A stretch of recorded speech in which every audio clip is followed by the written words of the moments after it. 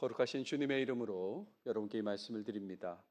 오늘 말씀의 시작은 소망이란 단어로부터 좀 시작해 보겠습니다. 소망, 희망하는 바, 바라는 바라는 뜻이지 않습니까?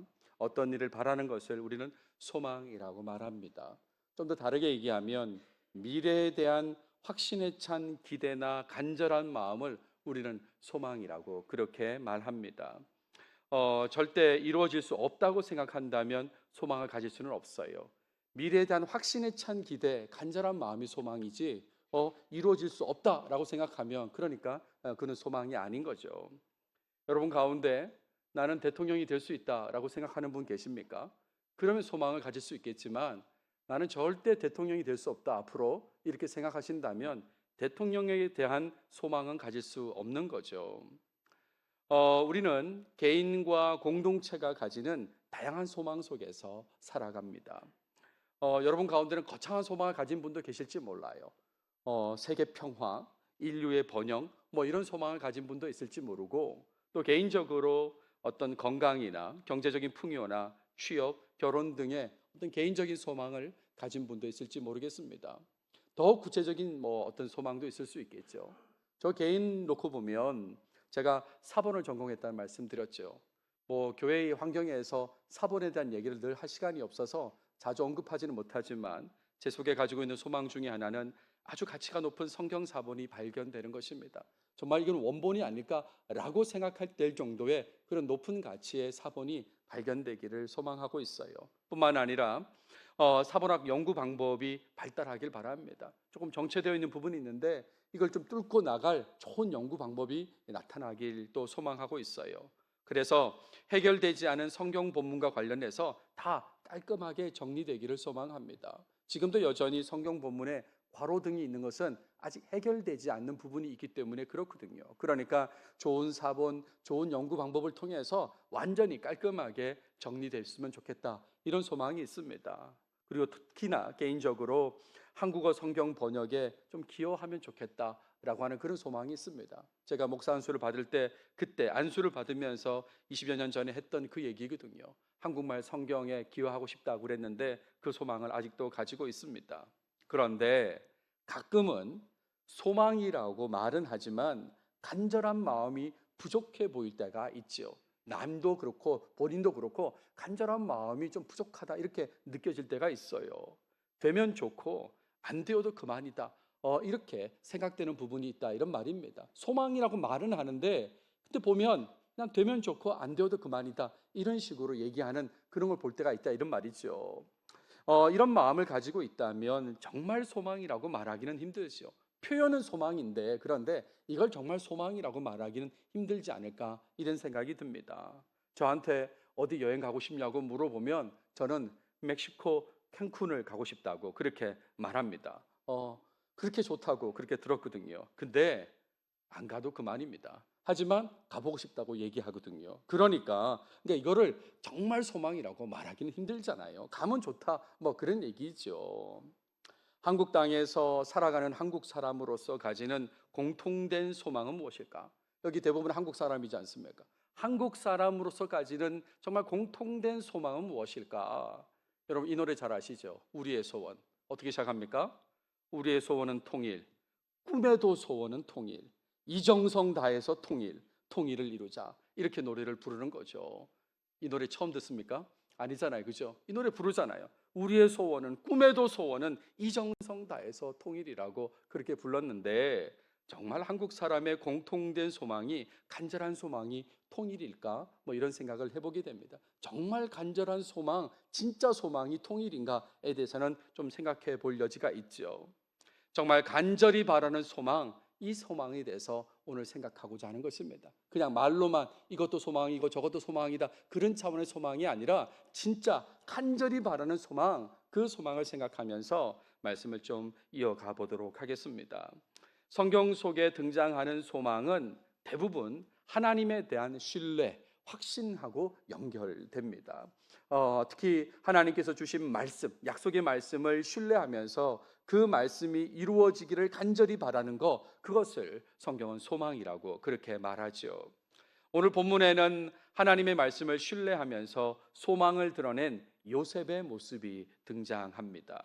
죽음을 앞둔 요셉의 유언 속에서 여전히 하나님의 말씀에 대한 굳건한 소망이 있다는 것을 발견할 수 있습니다. 그래서 이런 소망을 가지고 살기를 지향하면서 오늘 말씀을 나눠보도록 하겠습니다. 오늘 본문은 50장 마지막 22절에서 26절까지를 다루도록 하겠습니다. 자, 본문을 보시면 오늘 본문은 요셉 이야기를 마무리하는 그런 내용인과 동시에 창세기 전체를 마무리하는 그런 내용입니다. 50장 전체를 마무리하는 내용이 오늘 본문이죠. 요셉이 죽음을 앞두고 남긴 말, 그리고 요셉의 죽음 이후에 장례가 진행되었다는 그 내용으로 구성된 것이 오늘 본문 전체 내용입니다. 비교적 이른 나이에 사망하게 된 요셉이지만 본문을 통해서 굳건한 소망을 가지고 살았다는 것을 알 수 있습니다. 자, 본문을 보시면 22절, 23절에 요셉에 대한 설명이 먼저 나와요. 이렇게 설명이 되어 있습니다. 요셉이 110세까지 살았다라는 그런 내용을 먼저 소개합니다. 본문 보십시오. 요셉이 그의 아버지의 가족과 함께 애굽에 거주하여 110세를 살며라고 했어요. 흉년의 상황으로 가족들을 다 만나서 이집트에서 살다가 죽었다, 그 얘기죠. 110세에 죽었다, 그런 얘기입니다. 또 다른 소개는 요셉의 후손들에 대한 소개입니다. 일단 요셉의 자녀가 아들 둘, 에브라임, 므낫세라는 걸 아시죠? 근데 에브라임을 통해서 증손자까지 태어나고, 그리고 므낫세를 통해서 손자들이 있었다라는 내용을 소개합니다. 본문 보십시오. 에브라임의 자손 3대를 보았으며 므낫세의 아들 마길의 아들들도 요셉의 스라에서 양육되었더라라고 그렇게 소개했습니다. 자, 이렇게 요셉에 대해서 소개하고 설명한 다음에 24절에 요셉이 형제들한테 하는 이야기가 나옵니다. 그 내용의 핵심은 하나님의 약속의 말씀이 성취될 것이라고 하는 그 내용이에요. 보세요. 나는 죽을 것이나 라고 시작합니다. 요셉이 11번째 아들이지 않습니까? 그러니까 다른 형들보다 일찍 지금 죽음을 맞이하게 되는 상황인데, 나는 죽을 것이나 하나님이 당신들을 돌보시고 당신들을 이 땅에서 인도하여 내사 아브라함과 이삭과 야곱에게 맹세하신 땅에 이르게 하시리라 라고 형제들한테 이 얘기를 하는 거예요. 죽기 전에 유언으로 형제들한테 이 얘기를 하는 것입니다. 하나님의 돌보심, 하나님의 약속의 땅으로 인도하심을 언급했다, 이런 말이죠. 하나님이 당신들을 돌보시고 당신들을 이 땅에서 인도하여 내사라고 했지 않습니까? 약속하신, 맹세하신 그 땅에 이르게 하시리라. 하나님의 말씀을 믿고 소망하는 모습을 이 마지막 순간에 보인 거죠. 하나님이 그 땅 주신다고 그랬다. 그러니까 형제들한테 하나님 돌보실 거예요, 하나님 인도하실 거예요 라고 그 얘기를 한 것이죠. 뿐만 아니라 25절에 이스라엘 자손 전체에게 얘기합니다. 형제들을 포함해서 모든 자손들에게 요청하는데, 요셉이 또 이스라엘 자손에게 맹세시켜 이르기를, 이대로 하라고 맹세하라고 하면서 지금 말하는 것입니다. 이렇게 말해요. 하나님이 반드시 당신들을 돌보시리니 라고 했습니다. 하나님이 반드시 당신들을 돌보신다, 이 말 앞에서도 했지 않습니까? 그죠?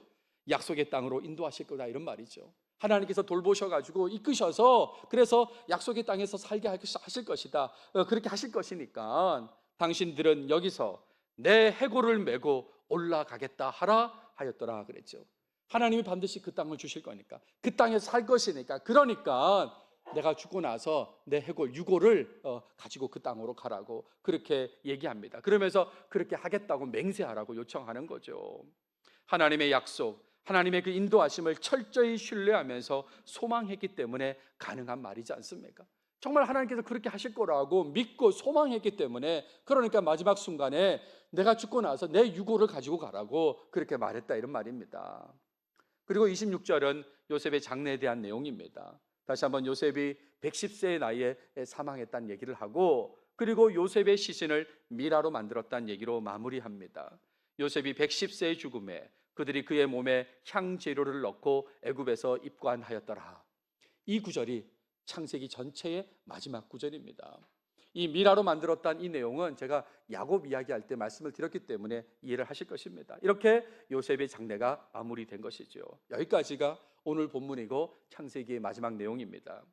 오늘 본문은 요셉의 죽음 전후의 내용으로서 요셉의 소망을 잘 보여주는 그런 내용이라고 정리할 수 있습니다. 그 소망이라고 하는 건 하나님께서 약속하신 대로 이스라엘 자손들이 약속의 땅에 살게 될 것이라는 그 내용이죠. 이스라엘 사람들이 약속의 땅에 살 것이다. 그 소망이다. 이런 말입니다. 하나님과 그분의 약속의 말씀을 신뢰했기 때문에 요셉은 죽음 앞에서도 하나님의 약속을 소망하면서 형제들과 자손들에게 유언을 말했던 것이죠. 하나님을 신뢰하니까요. 그러니까 말씀하신 것을 소망하면서 그 얘기로 유언을 한다. 이런 말입니다. 하나님께서 처음 아브라함에게 약속의 말씀을 주실 때로부터 생각해 보세요. 그때로부터 오늘 본문의 시간적 배경까지는 긴 시간이 지난 상황입니다. 긴 시간이 지났어요. 그럼에도 불구하고 요셉은 흔들리지 않는 소망으로 살면서 이 땅에서의 삶을 마감했다. 이런 말입니다. 마지막 순간까지 하나님의 약속을 기억하라고 하면서 내 유고를 가져가 달라고 그렇게 얘기하는 거죠. 얼마나 긴 시간이 지났을까요? 얼마나. 제가 창세기 본문을 가지고 계속해서 빠짐없이 설교를 했지만 시간 계산에 대해서는 좀 말씀드린 적이 없는데 오늘 마지막이니까 한번 계산해 보려고 합니다. 성경 속의 정보로 다 계산할 수가 있습니다. 얼마나 시간이 흘렀는지. 일단 아브라함은 75세 때 약속을 받습니다. 그리고 이제 가나안 땅으로 이동하지 않습니까? 큰 민족을 이룰 거라는 그런 약속을 받고 이동하게 됩니다. 그리고 아브라함과 관련된 정보 중에 하나는 아브라함이 175세에 사망했다라는 것이에요. 그러니까 하나님께서 약속을 주시고 아브라함이 죽을 때까지 그 약속은 성취되지 않았습니다. 완전히 성취되지 않았어요. 그러니까 이 100년의 시간이 지나는 거죠. 처음 약속을 들었을 때로부터 100년의 시간이 지났고 아직 이 약속은 완성이 되지 않았습니다. 아브라함이 100세 때 이삭이 출생하게 됩니다.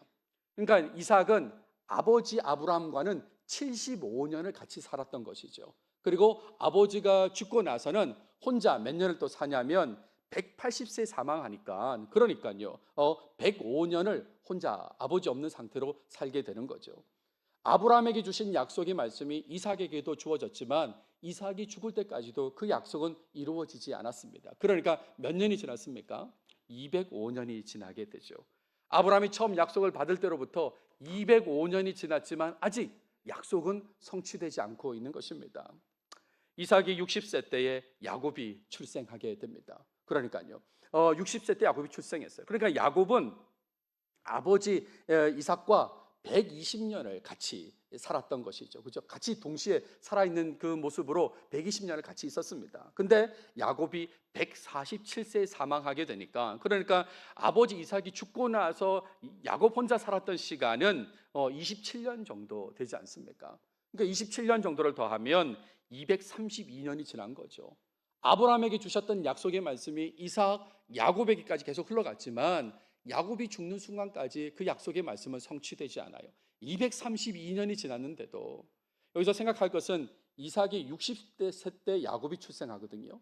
근데 이삭은 아버지 아브라함하고 75년을 같이 지냈으니까 그러니까 야곱이 태어났을 때 아직 아브라함은 살아 있었습니다. 아브라함이 한 15살까지 이제 야곱을 지켜보던 그런 상황인 거죠.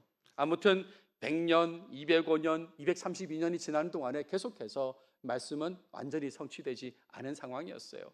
그리고 이제 요셉이 태어나게 되는데 근데 이 요셉에 대해서는 좀 더 세밀한 계산이 필요합니다. 왜 그런가 하면 다른 사람처럼 언제 출산하고 몇 살에 출산하고 몇 살에 죽었다는 그 정보가 없어서 계산을 좀 해야 됩니다.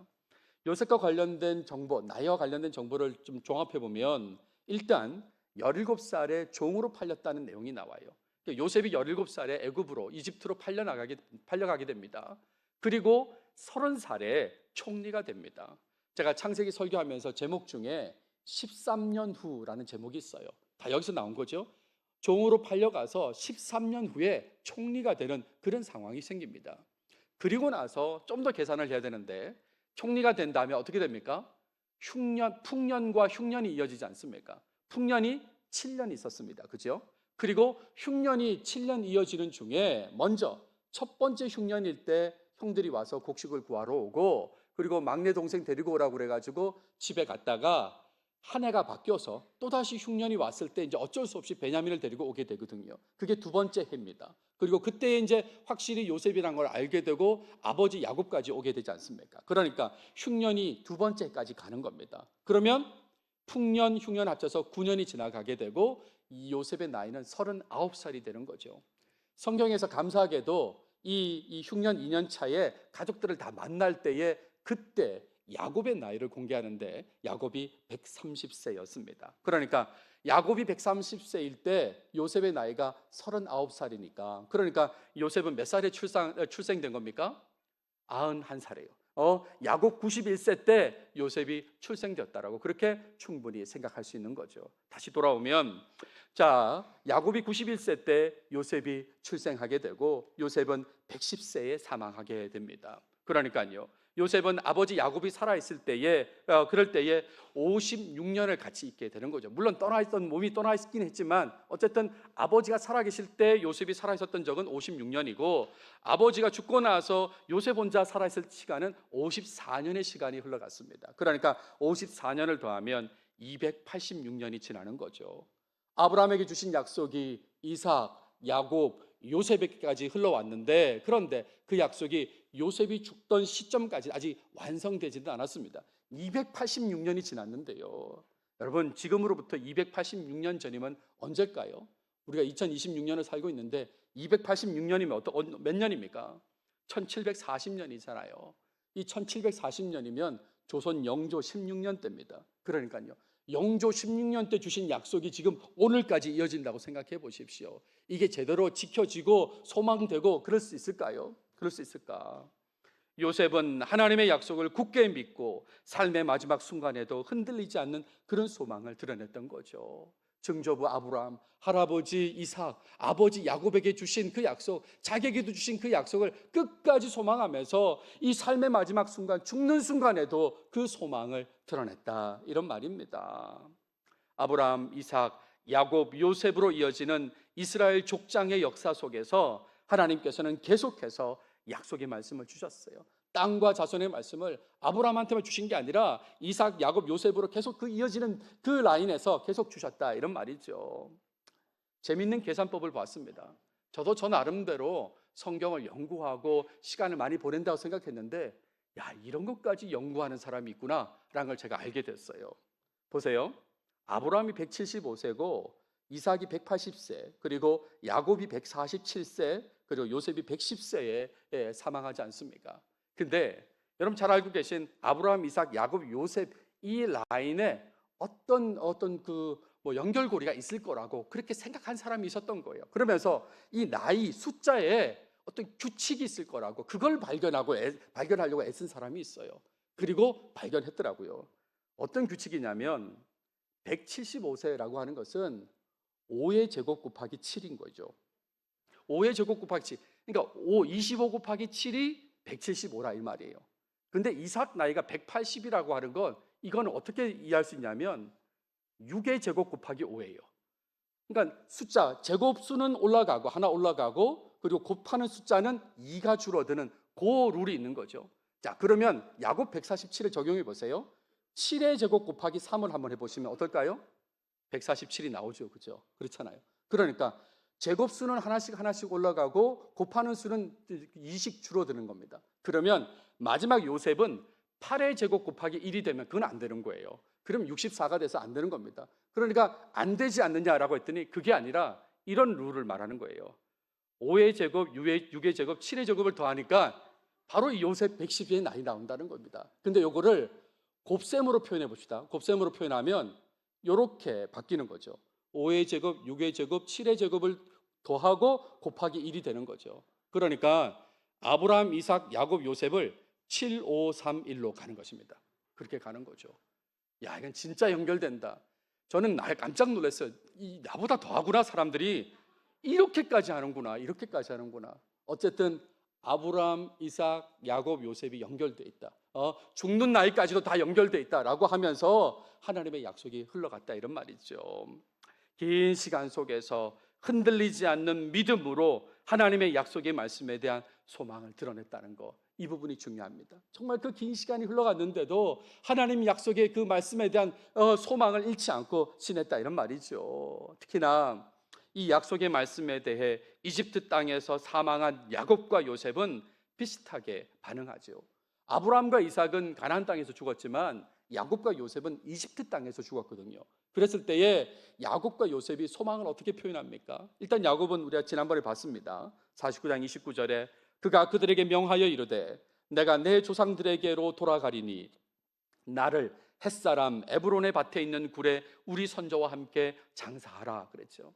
나를 이집트 땅에 두지 말고 가나안 땅에 묻어달라고 그렇게 요청하지 않습니까? 소망이 있으니까요. 약속을 신뢰하니까 이렇게 말했다 이런 말입니다. 그리고 오늘 본문에서 요셉은 이렇게 말하죠. 하나님이 반드시 당신들을 돌보시리니 당신들은 여기서 내 해골을 메고 올라가겠다 하라 그랬어요.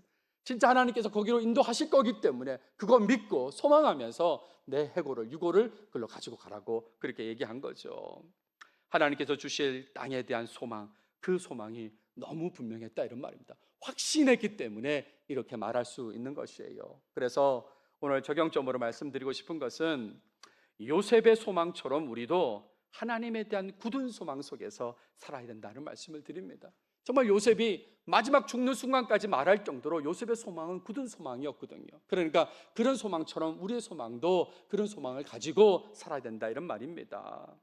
하나님과 말씀을 믿지 못하고 또 확신하지 못하는 소망 속에서 살아간다면 이 시간 확실히 달라지려고 하셔야 돼요. 소망이 있긴 있는데 그런데 그게 확신이 안 될 것 같기도 하고 뭐 이렇게 왔다 갔다 하는 그런 마음이 있다면, 그렇다면 이 시간에 확실히 달라져야 된다 이런 말입니다. 여러분, 이 부분은 다른 때의 메시지하고는 차원이 다른 무게로 받아들이셔야 돼요. 여러분 대부분이 저의 설교를 매주 들으시지 않습니까? 그런데 다른 때의 메시지하고는 다른 무게감으로 받아들이셔야 된다 이런 말입니다. 정말 굳은 소망을 가져야 된다고 하는 것은 정말 무겁게 받아들이셔야 되는 것이에요. 아브라함, 이삭, 야곱, 요셉에게 약속의 말씀을 주신 하나님께서 지금을 살아가는 우리에게도 약속의 말씀을 주시지 않습니까? 우리한테도 주십니다. 정말 매우 개인적인 차원의 약속의 말씀부터 해서 모두에게 적용될 수 있는 약속의 말씀, 지키신다, 함께 하신다, 인도하신다까지 다양하게 우리에게 약속의 말씀을 우리에게도 주십니다. 뿐만 아니라 특별히 구원에 대한 약속의 말씀을 주시지 않습니까? 그렇죠? 구원에 대한 약속의 말씀을 주세요. 본질적 진노의 자녀입니다. 구원 가능성이 없습니다. 근데 그런 자녀에게 구원받을 수 있는 약속의 말씀을 주셨다 이런 말이죠. 예수님을 자신의 구원자와 주인으로 믿으면, 영접하면 구원을 얻는다고, 영생을 얻는다고, 영원히 산다고 그런 약속의 말씀을 주셨다 이런 말입니다. 하나님의 자녀가 되어서 하나님의 나라에서 영원히 살게 된다 이런 말이지 않습니까? 얼마나 놀라운 말입니까? 본질적으로 진노의 자녀가 하나님의 자녀가 된 겁니다. 얼마나 놀라워요. 뿐만 아니라 하나님의 나라, 하나님의 다스림 속에서 영원히 산다 이 말이에요. 영원히 산다. 이거보다 놀라운 게 어디 있어요? 이보다 놀라운 약속이 어디 있습니까? 하나님과 말씀을 신뢰한다면 이 내용을 믿고 하나님의 나라, 영생에 대한 굳은 소망을 가지셔야 되는 거죠. 정말 이 부분에 대해서 굳은 소망으로 살아가야 되는 것입니다. 하나님의 다스림을 늘 소망해야 되는 거죠. 어떤 환경이 펼쳐져도 나 영원히 살 사람이야, 하나님 다스림 속에서 영원히 살 사람이야, 그 굳은 소망으로 살아야 된다 이런 말입니다. 정말 하나님의 나라, 영생이 간절히 바라는 소망이 될 때에, 그럴 때에 우리는 바른 신앙생활을 할 수 있습니다. 죽으면 천국 갈 수 있을까? 영원히 살 수 있을까? 이렇게 왔다 갔다 하면 바른 신앙생활을 할 수 없어요. 하지만 확실하면, 나는 죽어도 다시 살고 영원히 살고 하나님의 다스림 속에 있다는 것을 확신한다면, 그걸 늘 소망하고 산다면, 그렇다면 우리 신앙생활은 바르게 흘러갈 수밖에 없어요. 자기를 부인하고 자기 십자가를 지고 예수님을 따라 살아갈 수밖에 없는 거죠. 나는 없다고, 어떤 상황에 처해도 관계없어요. 자기를 부인하고 자기 십자가를 지고 기꺼이 지고 예수님을 따라 살아갈 수 있습니다. 하나님 사랑, 이웃 사랑을 실천할 수 있다 이런 말이죠. 손해보아도, 희생하고 헌신된 모습이 나타나도 기꺼이 할 수 있다 이런 말입니다. 왜 그렇습니까? 이 땅의 삶은 아무것도 아닌 거거든요. 나는 영원히 살 거고 하나님 다스림 속에 살 거기 때문에 그 소망이 너무나 굳건하니까 이렇게 할 수 있다 이런 말이죠. 뿐만 아니라 그 소망이 굳건하면 돌아갈 본향이 있는 사람으로서 이 땅을 나그네로 살아갈 수 있는 거죠. 나는 그 땅에 돌아갈 사람이라고, 이 땅은 그냥 나그네로 사는 사람이라고 그렇게 생각하며 산다 이런 말입니다. 이 땅의 일에 대해서 소망을 두지 않게 되는 거죠. 이 땅의 일이 뭐 좋게 풀리든 좋지 않게 풀리든 그걸 별로 연연하지 않는다 이런 말입니다. 왜냐하면 우리는 나그네니까요. 지나가는 사람이니까요. 그러니까 영원히 살 하나님의 다스림 속에 살 그 본향이 있으니까 그거 소망하는 사람은 늘 바르게 살 수 있다. 지금 그 말씀을 드리고 있습니다. 그러니까 바른 신앙생활을 위해서라도 하나님과 말씀에 대한 신뢰를 바탕으로 굳은 소망을 가져야 되는 것입니다. 흔들림 없는 소망을 가져야 된다 이런 말입니다. 하나님의 나라의 소망을 가진 자가 되어야 돼요. 꼭 여러분 이 하나님 나라, 하나님 다스림 속에 들어가는 그 소망을 꼭 가진 자가 되시길 바랍니다. 그렇게 되면 늘 감사하고 찬양하는 삶을 살아야 되는 거죠. 진짜 그런 소망을 가진 사람이라면 늘 감사하고 찬양하는 삶을 살게 되어 있습니다. 어려움 속에서도 변화와 하나님의 다스림을 기대하게 되는 거죠. 지금 너무너무 어려워요. 누가 봐도 어려워요. 그런데 하나님께서 변화시켜 주시겠지, 하나님께서 계속해서 다스리시고 달라지게 하시겠지라는 그런 기대감이 있는 거죠. 그러니까 상황이 당장 바뀌지 않아도 감사하고 찬양할 수 있어요. 하나님의 다스림에 대한 소망이 있으니까 그렇게 한다 이런 말입니다. 제가 다른 설교에서 말씀드린 건데 미리 감사하고 미리 찬양할 수 있는 거죠. 소망이 있으니까 그렇게 된다 이런 말입니다. 뿐만 아니라 이 소망을 가지고 살게 되면 늘 기쁘고 평안한 삶을 살게 되는 거죠. 그렇게 됩니다. 그렇게 살아야 되는 거예요. 어떤 상황에도 흔들리지 않습니다. 이런 상황 저런 상황 다른 사람들이 보기에 어떻게 하는 그런 상황이 펼쳐져도 기쁘고 평안한 삶을 살게 돼요. 왜 그렇습니까? 영원히 살 거니까요. 하나님의 다스림 속에서 영원히 살 소망이 있으니까, 그러니까 이 땅에서의 여러 가지 환경들은 별 영향을 못 끼친다 이런 말입니다. 혹시나 해서 말씀드립니다. 아직도 소망이 이 땅에 있으십니까? 이 땅에 소망이 있습니까? 그래도 이 땅에 소망이 있어야지. 혹시 그렇게 사십니까? 이 땅의 일로 인해서 일희일비하며 살고 계십니까? 조금만 좋아도 막 크게 좋은 것처럼 기뻐하고 조금만 나빠도 죽을 것처럼 막 슬퍼하고 혹시 그렇게 살고 계시냐 묻고 있습니다. 여러분, 소망의 내용, 소망의 대상이 달라지시기 바랍니다. 아직도 이 땅에 대해서 소망을 가지고 있다면 소망의 내용, 소망의 대상이 달라지길 바라요. 하나님과 하나님의 말씀만을 소망으로 삼아서 어떤 상황에서도 하나님의 사람으로서 바르게 살아가시는 여러분들이 다 되시면 좋겠습니다. 그래서 죽음 앞에서도 흔들리지 않는 그런 소망을 보이시길 바랍니다. 정말 죽음 앞에서도 그 영원히 살 것에 대한 소망을 드러내시길 바란다 이런 말이에요. 하나님의 나라와 함께 부활의 소망을 가진 자로서 요셉처럼 말할 수 있어야 되는 거죠. 요셉이 뭐라고 그랬습니까? 약속의 땅에 반드시 갈 거기 때문에 내 유고를 가지고 가라 그랬지 않습니까? 확실한 소망을 가진 사람이니까 그렇게 말했다 이런 말이죠. 그러니까 여러분들도 하나님의 다스림 속에 영원히 있을 사람처럼 마지막 죽는 순간에도 그렇게 표현하면서 살아야 된다 이런 말이죠. 혹시나요 여러분 가운데 신앙생활 하긴 했지만 그래도 죽어봐야 아는 거 아닌가? 혹시 이런 마음 가진 분 계십니까? 나는 잘 모르겠는데 그래도 천국 간다고는 하는데 죽어봐야 되는 거 아닙니까? 라고 그런 마음을 가지고 있다면 여러분 마음을 바꾸셔야 합니다. 내가 신앙생활 몇 년을 했는데 이거 지금 내가 못 믿는다 그러면 우스운 사람 되는데 이거 신경 쓸 필요가 없는 거죠. 부끄러워하지 마시고 처음부터 믿음을 점검하고 굳은 소망을 가지려고 해야 되는 거예요. 내가 신앙생활을 몇 년 했는데 교회를 몇 년 다녔는데 그게 무슨 소용이 있습니까? 이것보다 중요한 일이 있습니까? 내가 영생을 얻는 걸 확인하는 것보다 중요한 게 있습니까? 없잖아요. 그러니까 난 죽어봐야 될 것 같은데 잘 모르는데 믿지 못하겠는데 라는 흔들린 마음이 있다면 다시요, 처음부터 다시 믿음을 점검하시고 내가 무엇을 못 믿고 있는지, 그리고 믿게 해달라고, 믿음을 달라고 요청해야 되는 것이죠. 여러분, 이게 정말 중요합니다. 자, 그래서 말씀을 드리는 거예요. 다른 메시지보다 더 무겁게 받아들이셔야 된다고요. 굳은 소망으로 살아야 된다는 말씀을 거듭 드리고 있는 것입니다. 그럴 때에 죽음 앞에서도 두려워하지 않고 어떤 어려운 환경 속에서도 두려워하지 않고 살 수 있는 거죠.